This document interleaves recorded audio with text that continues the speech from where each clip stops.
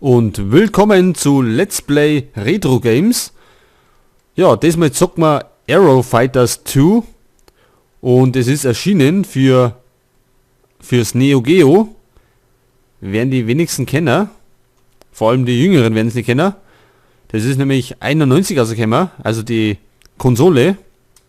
Ja, da starten wir jetzt gleich mit durch. Ja, das war so ein typisches Ballerspiel damals. Davon sind ja unzählige rausgekommen.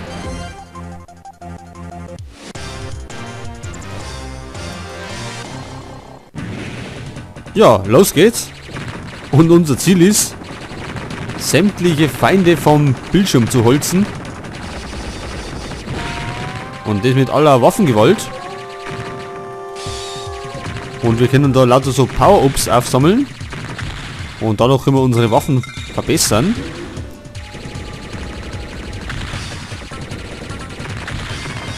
Ja, also, wir müssen gerade drauf holzen. Eine Bombe. Die Bomben haben den Zweck, wir können damit den kompletten Bildschirm säubern von Feinden. Davon haben wir natürlich nur 3. Erst einmal. Wir können weitere einsammeln. So, ihr seht schon, unser Laser wird schon besser.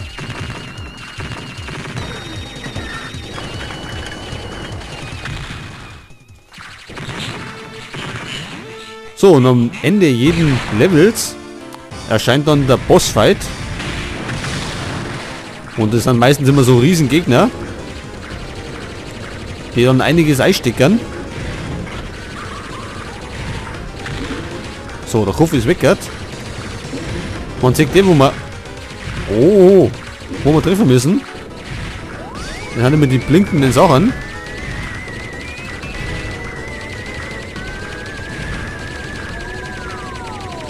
Oh.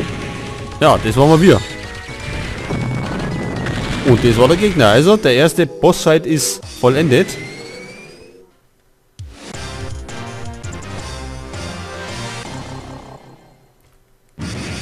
Und es geht weiter in der Stage 2. Natürlich bleihaltig. So, wir könnten natürlich auch mal eine Bombe zünden. Damit man mal sieht, wie das ausschaut.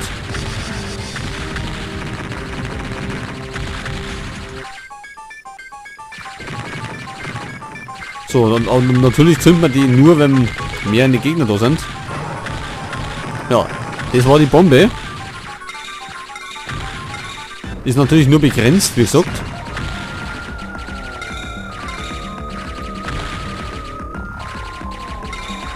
Ja, das war damals, war das Neo Geo 91, wie das erschienen ist. Es hat neue Maßstäbe gesetzt in Sachen Sound und Grafik.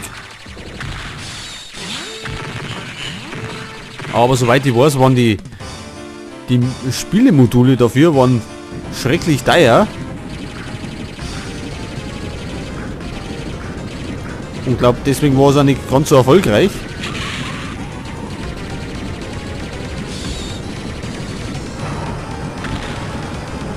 So, Bombe. Ja, Game Over. Aber wir haben Continue.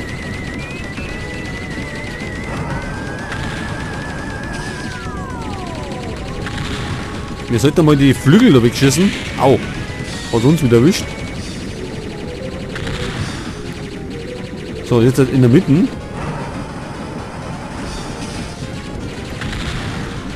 Und es hat eine Explosion gegeben. Aber der Gegner ist noch nicht kaputt. Also noch nicht ganz.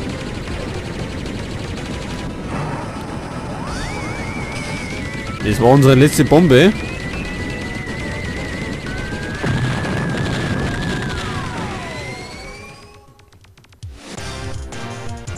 Und somit haben wir Level 2 abgeschlossen.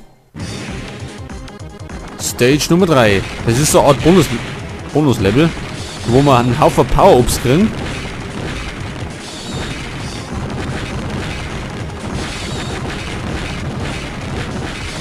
Und das ist ja dann die höchste Stufe, wo es unser Flugzeug erreichen kann. Durch die Power-Ups.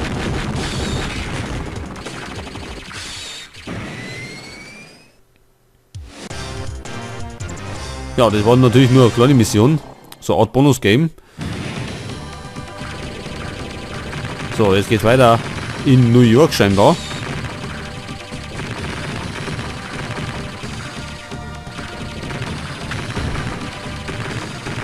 Natürlich werden die Gegner immer zahlreicher.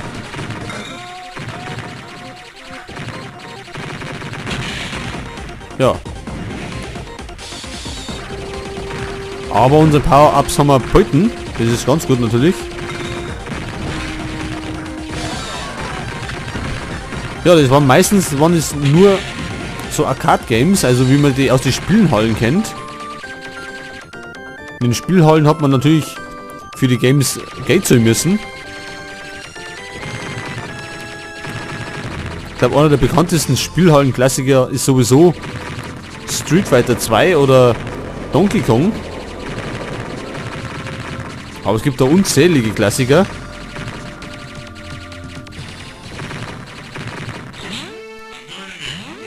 So, der Alarm erläutet. Und da ist unser Bossfight. Und zwar so ein Tarnkappenbomber.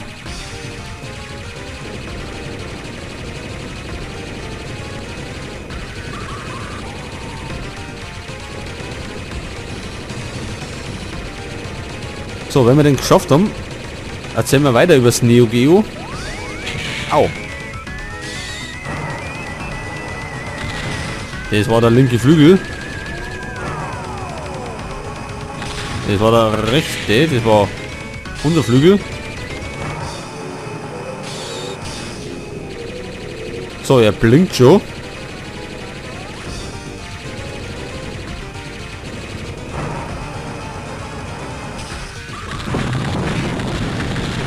Und rums, weg ist er. Und wenn ich richtig gelesen habe, geht's nach Paris. In dem 5. Level. Oh, das waren zu viele Kugeln. Ja, es hat von Neo Geo, hat es dann als Nachfolger hat sogar eine Konsole gegeben mit CDs dann. Da war natürlich der Sound besser. Und es hat dann auch den Neo Geo Pocket gegeben. Das war dann so eine Art Gameboy. Hat sich allerdings natürlich nie durchsetzen können. Weil dann ja 92 ist ja dann der Super Nintendo gekommen. Und der Gameboy war ja davor schon sehr erfolgreich. Also der Nintendo Gameboy.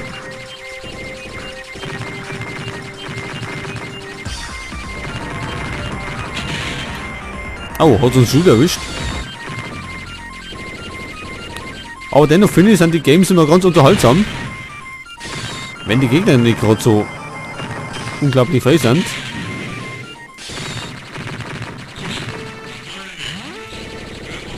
Au, dann erwischt uns schon wieder. Aber das habe ich schon bereits erwähnt, dass die Gegner ja mit der Zeit immer zahlreicher werden.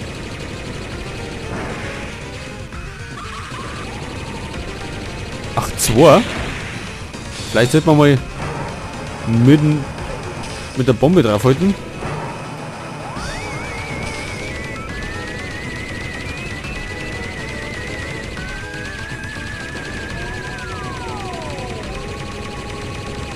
Oh, da muss man gut ausweichen. So, beide blinken schon. Wir blinken nicht mehr, weil wir gerade abgeschossen worden sind. Und da sind die ersten Beschädigungen.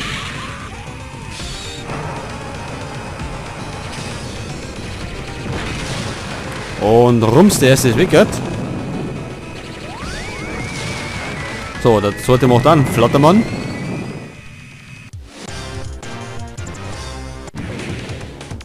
So, Stage 6.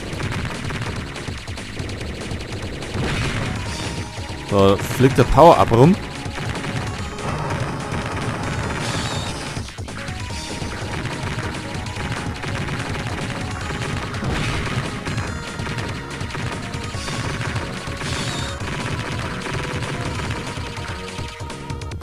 So.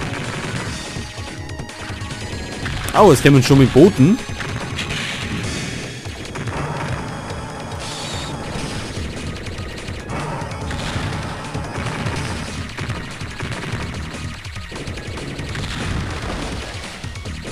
Da haben wir ein U-Boot. Oh, wir haben keine Bomben mehr.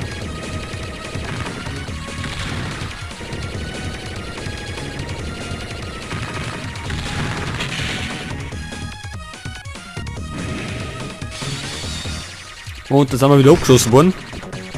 Ja, bei den Arcade-Games war allerdings der Schwierigkeitsgrad immer brutal hoch. Also es war sehr, sehr schwer. Aber ich glaube, das war gewollt so, vor allem in den Spielhallen, damit die Leute immer mehr Gelder werfen. So, jetzt haben wir einen Bossfight. Ah ja, mit dem Großen da.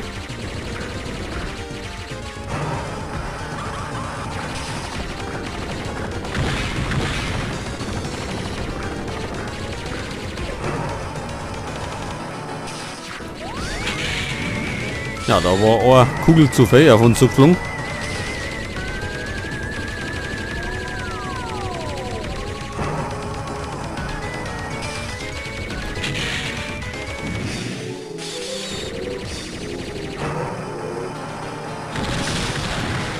Und, na, das war es noch nicht mit dem Schiff.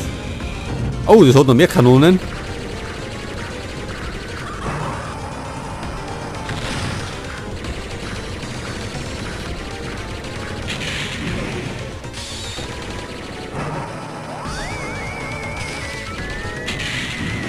Oh, gleich nochmal die nächste Bombe starten.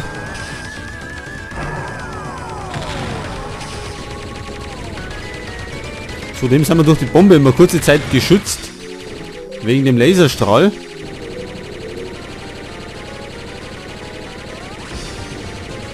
Na, jetzt gehe ich kaputt und weiter geht's.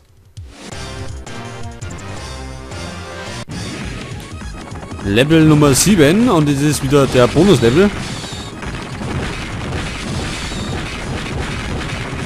Wo wir einen Haufen Punkte machen können.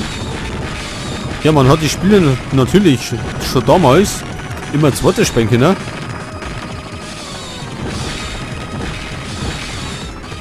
Das war natürlich immer sehr geil.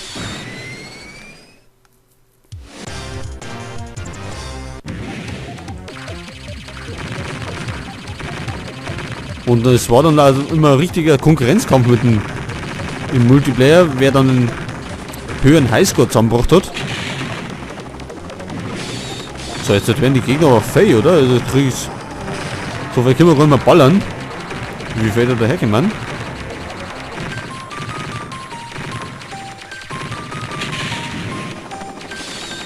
Das war wieder einer 2.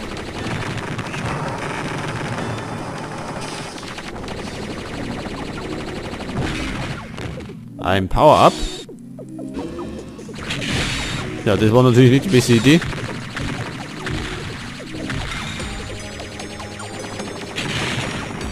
Nächster Tod.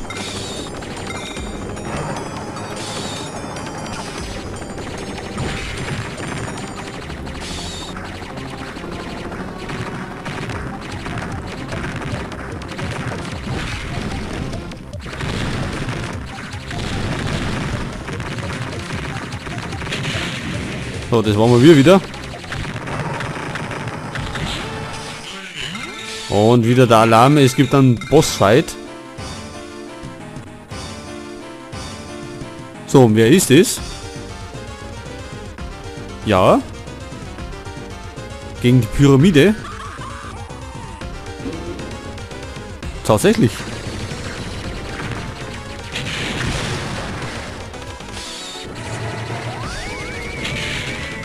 Au. Das war jetzt aber... Das war aber unfair.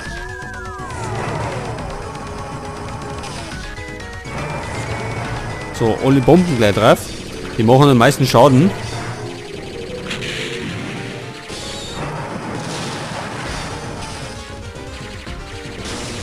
Okay, das war es noch nicht ganz.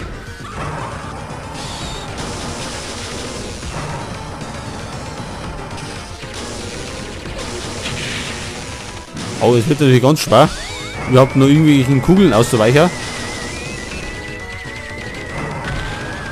Das war das richtige Geschütz.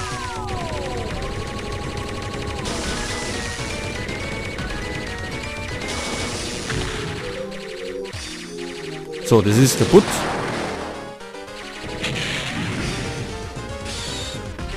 Jetzt kämpfen wir gegen Auge.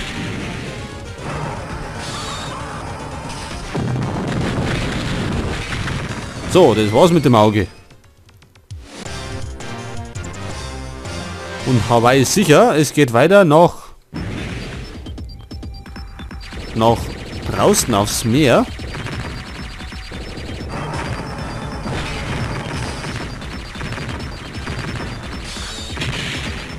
Ja, da waren wir wieder tot. Natürlich praktisch jetzt per Emulator. Da kann man dann unzählige Sachen einstellen.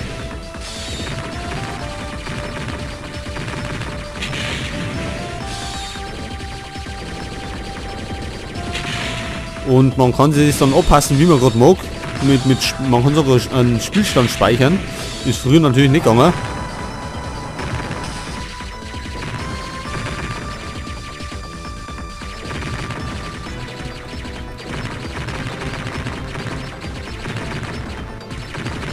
So, da ist wieder. Das war's eigentlich. So, vielleicht eine Bombe.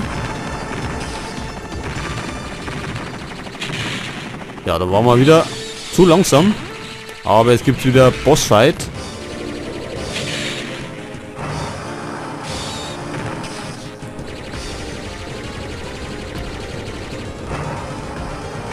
Gegen eine Art UFO kämpfen wir.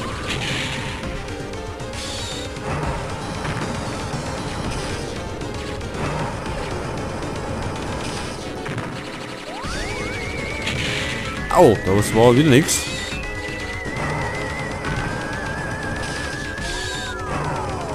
Drauf mit der Bomben. Macht den meisten Schaden. Oh, das wird natürlich ganz schwer zum Ausweichen.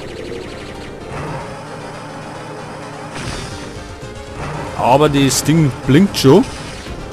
Und so wird bald mal abstürzen. Au.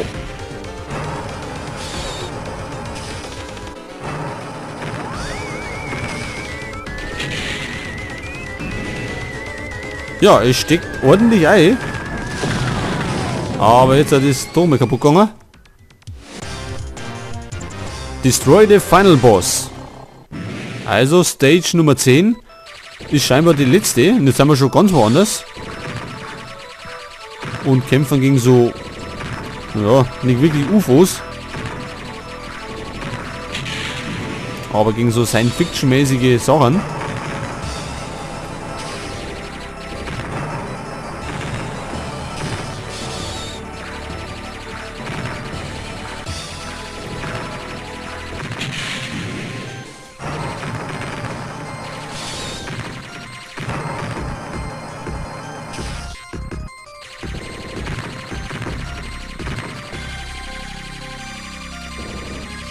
Man muss da schon richtig Profi sein. Wenn man das so ohne zu sterben durchschafft.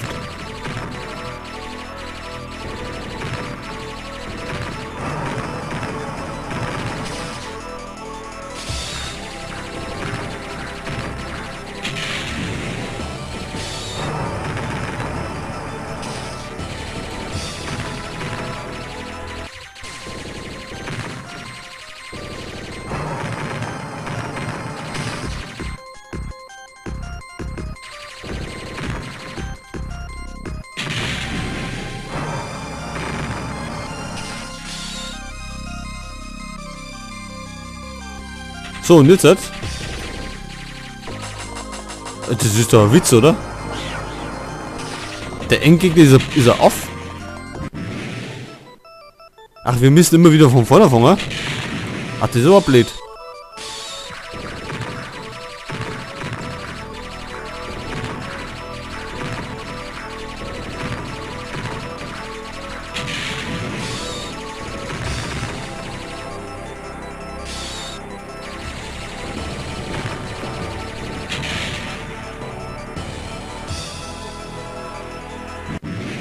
Ja, dann können wir doch das gar nicht schaffen, wenn wir immer von vorne anfangen müssen.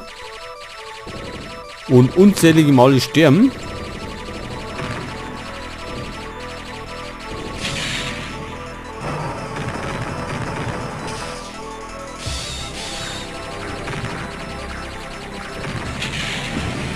Ja Leute, ich glaube, da können wir gar nicht weit. Also den letzten Boss zu schaffen, wird ganz schwer. Weil wir so weit gar nicht kommen.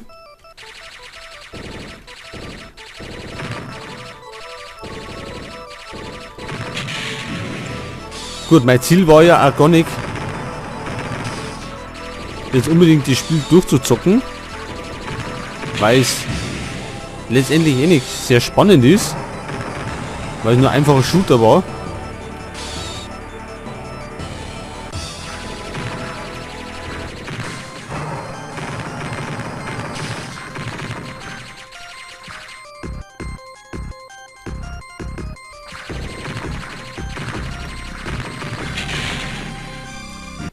Ja, einmal noch und dann, ja, dann machen wir einfach Ende, weil wir bis zum letzten Gegner gar nicht kommen.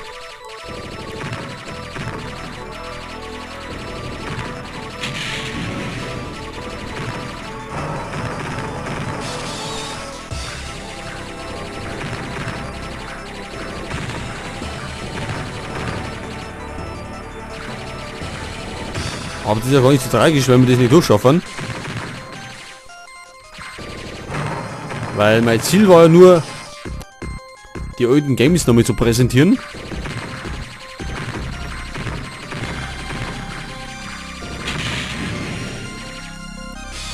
So unser letztes Leben. Ja, und da haben wir wieder verpennt. Gut, wir lassen die Zeit runterlaufen. Der Endgegner ist hier, wie man schon sagt, der Affe da, den wir nicht schaffen.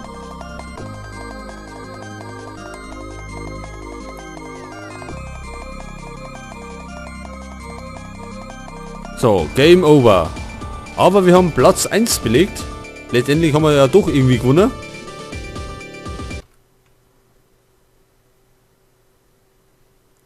Ja, und das war's mit Aero Fighters 2. Also bis dann.